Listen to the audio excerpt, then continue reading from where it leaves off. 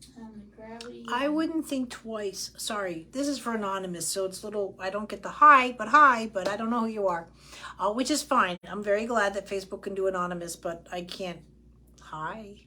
But listen, at 10.5 months, you might want to really, I hopefully would consider the baby support program, or come in for a Zoom consultation, because the lack of knowledge of milestone, which is not your fault. This is a system's fault. It's not your fault. But your child's not even rolling over.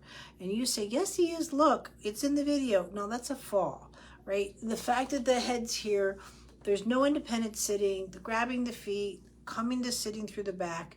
And she's just so low to the ground. You know, it's not even an army crawl availability that's there. And you're at 10.5 months. So, you know, I'm going to start getting really severe.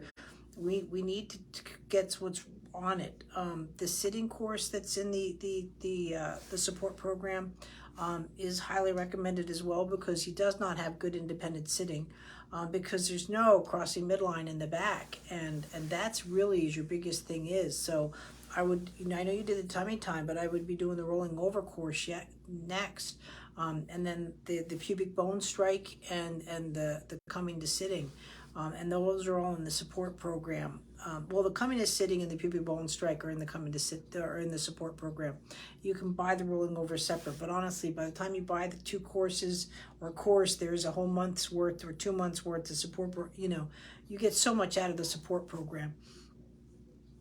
And I would really be going at that route, but I want to see how you're working with the child.